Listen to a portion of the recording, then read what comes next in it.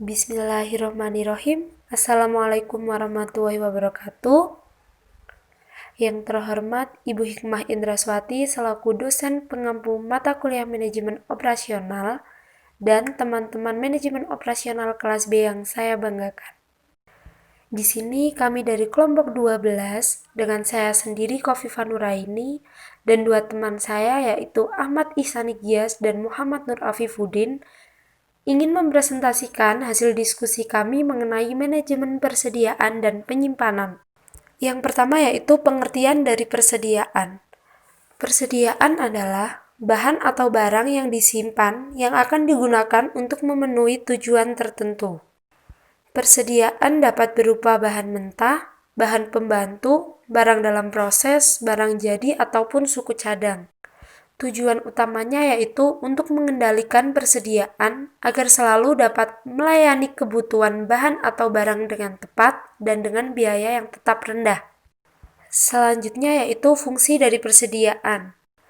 Yang pertama yaitu menghilangkan risiko keterlambatan pengiriman bahan baku atau barang yang dibutuhkan perusahaan.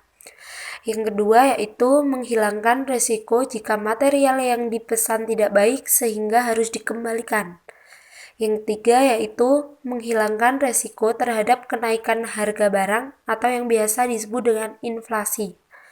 Yang keempat yaitu untuk menyimpan bahan baku yang dihasilkan secara musiman sehingga perusahaan tidak akan kesulitan bila bahan tersebut tidak tersedia di pasaran. Yang kelima yaitu mendapatkan keuntungan dari pembelian berdasarkan potongan kuantitas atau quantity discount. Dan yang terakhir yaitu memberikan pelayanan kepada pelanggan dengan tersedianya bahan yang diperlukan. Selanjutnya yaitu klasifikasi dalam persediaan. Di sini kita mengambil klasifikasi ABC yang merupakan klasifikasi persediaan yang memakai prinsip Pareto atau the critical few and the trivial many. Klasifikasi ini memfokuskan kepada persediaan yang kritikal atau bernilai tinggi daripada yang trivial atau bernilai rendah. Klasifikasi ABC ini membagi persediaan ke dalam 3 kelompok berdasarkan volume rupiah tahunan. Yang pertama yaitu kelas A, memiliki nilai volume rupiah yang tinggi, mewakili 70-80% dari nilai total volume rupiah, meskipun jumlahnya sedikit atau sekitar 15% dari jumlah persediaan. Yang kedua yaitu kelas B, nilai volume rupiah yang menengah atau mewakili sekitar 15% dari nilai persediaan dan sekitar 30% dari jumlah persediaan. Dan yang ketiga adalah kelas C, yaitu nilai volume rupiah rendah hanya mewakili sekitar 10% dari nilai, tetapi terdiri dari sekitar 55% dari jumlah persediaan. Di sini kita menampilkan the material flow cycle. Bisa dilihat tahapannya yang dimulai dari input dan yang akan berakhir kepada output atau barang jadi. Selanjutnya yaitu biaya-biaya dalam persediaan. Terdapat 3 poin dalam biaya persediaan ini. Yang pertama yaitu biaya pemesanan yang merupakan biaya yang dikeluarkan sehubungan dengan kegiatan pemesanan bahan atau barang sejak dari penempatan pemesanan sampai tersedianya bahan di gudang. Kemudian adanya setup cost untuk menyiapkan mesin-mesin atau proses manufaktur dari suatu pesanan produksi. Yang kedua yaitu biaya penyimpanan, yaitu biaya yang dikeluarkan akibat diadakannya persediaan barang. Dan yang ketiga adalah biaya kekurangan persediaan. Biaya ini timbul sebagai akibat tidak tersedianya barang pada waktu diperlukan.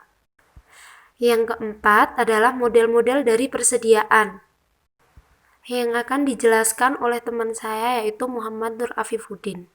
Kepada Afif dipersilahkan. Oke, terima kasih. Di sini saya akan menjelaskan tentang model-model persediaan. Yang pertama ialah Economic Order Quantity atau disingkat EOQ atau jumlah pesanan ekonomis. Asumsi-asumsi yang digunakan yaitu satu barang yang dipesan dan disimpan hanya satu macam. Kebutuhan atau permintaan barang adalah konstan dan diketahui. Biaya pemesanan dan biaya penyimpanan adalah konstan dan diketahui. barang yang dipesan segera dapat tersedia dan tidak ada pesanan tertunda atau diterima dalam satu batch. Harga barang tetap dan tidak tergantung dari jumlah yang dipesan, atau tidak ada potongan kuantitas. Yang terakhir ialah waktu tenggang atau lead time diketahui dan konstan. Yang selanjutnya ialah pemesanan tertunda atau back order. Asumsi, jika perusahaan tidak bisa melayani permintaan karena tidak ada persediaan, maka perusahaan akan menanggung beban biaya kekurangan persediaan. Yang selanjutnya ialah kuantitas atau quantity discount. Dalam pembelian barang yang menggunakan potongan kuantitas atau quantity discount, harga barang akan bervariasi menurut jumlah barang yang dibeli.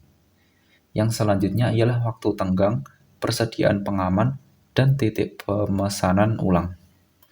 Waktu tenggang atau lead time adalah perbedaan waktu antara waktu pemesanan sampai saat barang tiba atau siap dipakai. Yang kedua ialah persediaan pengamanan, atau bisa disebut safety atau buffer atau iron stock. Persediaan yang dicadangkan untuk kebutuhan selama menunggu barang datang berfungsi untuk melindungi atau menjaga kemungkinan terjadinya kekurangan bahan. Yang selanjutnya ialah titik pemesanan ulang atau reorder point.